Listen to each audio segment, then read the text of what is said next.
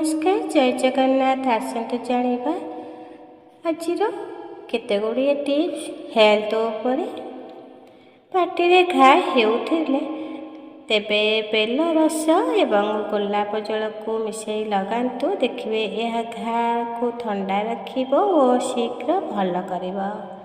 सीढ़ी चढ़ा एवं ओह्लैवा द्वारा जदि जंत्रणा हेउछि सकाळे जुआणी पानी पियंतु। यह आपणकर हाड़ फुला और जंत्रणा मुक्ति देव। आपण जदि अलसुआ क्लांत दुर्बल अनुभव करुछंती तेबे सकाळे गोटे कदली क्षीर एवं किशमिश को खातु। यह एक प्राकृतिक शक्ति पानीय जहाँ आपण भीतर ही शक्ति प्रदान करें। सूर्य किरण जगू जदि आपण टैन होउछि मुहरे दही बेसन एवं हलदी मिश्रण लगांतु एवं 15 मिनिट मध्य देखिए यह दूर होब, जहा द्वारा आपण चर्म गोरा और चमकदार हो। जदि क्लांति अनुभव करुछंती, मन खराब लगुछि एवं किछि करबा को इच्छा मध्य हेउनाही, ताहले तुलसी चारे 2 बुंदा लेंबू रस पकाई पियंतु। यह मन को सतेज करिथाए एवं थकापन दूर करिथाए। आपणकर थायराइड समस्या जदि अछि, प्रतिदिन सकाळे धनिया पानी किछि मेथी दाना भिजाई या पियंतु। आपणकर थायराइड नियंत्रण करिबारे सहाय्य करिथाए। दयाकरी भिडियोटी शेष पर्यंत देखिए एवं शेष को भल भल टिप्स निश्चिंत अच्छी ता सहित भिडियोटी लाइक शेयर निश्चिंत देवे। शीत दिने आपण को जदि ठंडा काश हेउछि ताहले गोटे कप क्षीर रे 4टी किशमिश एवं 1 चिमुटा हलदी पकाई फुटांतु। सकाळे एवं संध्यारे याको पीले काश ठंडा दूर होइथाए। आपणकर हृदय दुर्बल किंवा कोलेस्ट्रॉल अधिक जदि अच्छी ताले आपण रिफाइन तेल छाड़ी सोरिष तेलर व्यवहार अधिक करंतु। आपणकर हृदय को शक्तिशाली रखिबो एवं कोलेस्ट्रॉल नियंत्रण मध्य करिथाए। आपणकर निश्वास नेबाको जदि कष्ट हेउथाए किंवा बारंबार काश हेउछि, सकाळे खाली पेटरे नाशपाती खांतु। यह आपणको फुसफुस सफा करिबा और निश्वास नेबार आराम सहायकदायक होइथाए। भोक लागु नहीं जदि खाइबा पूर्व चिमुटाए लुण कला लुण नेबे, गोटे चामच लेंबू रस 5 दिन पर्यंत यह खांतु। देखिए आपणकर भोक लागिबो एवं खाइबा को मध्य आग्रह प्रकाश करिबो। शरीर को शक्ति जोगाई थाए, ओजन वृद्धि रे सहाय्य करिथाए। एंटीऑक्सीडेंट भरपूर मात्रा रही थाए, मस्तिष्क पाई बहुत भल होता है। रक्तहीनता पाई मध्य लाभदायक होता है।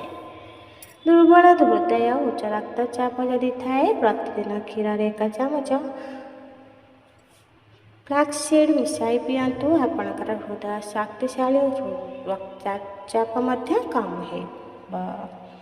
सारा दिन क्लांत और दुर्बल जदि लगु थाए, सकाळे क्षीर सहित 1 कप सिझा सागुदाना जदि पियंती, यह तुरंत शक्ति वृद्धि करिबो, स्टामिना बढ़ाई थाए।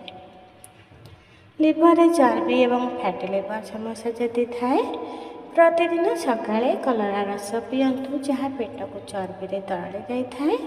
आपणकर लिवर को सफा करि थाए, तेणु एपरि करंतु। सारा दिन जदि आपण क्लांत दुर्बल लगु थाए, सकाळे क्षीर सहित 1 कप सिझा सागुदाना पियंतु। यह आपण शक्ति वृद्धि करिबारे सहाय्य करिथाए। खाली पेटरे जदि आपण को बांती अनुभव करुथाए, तार 1 चामच पानमधुरी पाउडर सहित अल्प लेंबू रस उषुम पानी रे जदि मिसाई पिउचंती, यही बांती दूर होइथाए। आपणकर जदि अंटा बिंदु थाए कि जंत्रणा हेउथाए, प्रतिदिन राशि तेल रे अंटा को मालिश करंतु। यह आपणक मेरुदंड को मजबूत करिबो एवं जंत्रणा मुक्ति मिली थाए। ଭିଡ଼ିଓଟି ଦୟାକରି ଶେଷ ପର୍ଯ୍ୟନ୍ତ ଦେଖିବା ସହିତ ଭିଡ଼ିଓରେ ଲାଇକ୍ ସେୟାର ଦୟାକରି ଦେବେ, ହାଇ ପଏଣ୍ଟ ଦୟାକରି ଦେବେ। ଦୃଷ୍ଟି ଶକ୍ତି ଯଦି ଦୁର୍ବଳ ଥିବ 21 ଦିନ ପର୍ଯ୍ୟନ୍ତ ପ୍ରତିଦିନ ଗୋଟିଏ କଦଳୀ ଖାଆନ୍ତୁ। ଆପଣଙ୍କର ଦୃଷ୍ଟି ଶକ୍ତି ଧୀରେ ଧୀରେ ପୃଷ୍ଟ ହୋଇଯିବ। ପ୍ରତିଦିନ ଖାଲି ପେଟରେ 1 ଚାମଚ ରାଶି ଭଲ ଭାବରେ ଚୋବେଇ ଖାଇବା ଦ୍ୱାରା ଆପଣଙ୍କ ଜୀବନରେ ଥିବା ପର୍ଯ୍ୟନ୍ତ କ୍ୟାଲସିୟମର ଅଭାବ ହେବ ନାହିଁ ଏବଂ ଆପଣଙ୍କର ହାଡ଼ ମଜବୁତ ହେବ। କ୍ୟାଲସିୟମ ଟ୍ୟାବଲେଟ୍ ଖାଇବାକୁ ପଡ଼ିବ ନାହିଁ। ଯଦି ଆପଣ ଗହମ ଅଟାରେ ଅଳ୍ପ ବେସନ ମିଶାଇ ରୁଟି ତିଆରି କରନ୍ତି ଏବଂ ଏହାକୁ ପ୍ରତିଦିନ ଖାଉଛନ୍ତି, ତେବେ ଦେଖିବେ ମେଦବହୁଳତା, ମଧୁମେହ ଓ ହୃଦରୋଗ ଭଳି ରୋଗ ସୃଷ୍ଟି ହେବ ନାହିଁ। ତେଣୁ ପ୍ରତିଦିନ ଏଇଭଳି ଖାଇବାକୁ ଚେଷ୍ଟା କରନ୍ତୁ। ଯଦି ଆପଣଙ୍କର ହାତ ଏବଂ ପାଦରେ ପ୍ରବଳ ଯନ୍ତ୍ରଣା ହେଉଥାଏ, ତେବେ ଏହାର କାରଣ ହେଉଛି ତାର କ୍ୟାଫିନ୍ ଶରୀରରୁ ପାଣି ଶୋଷି ନେଇଥାଏ, ଯାହା ଶରୀରରେ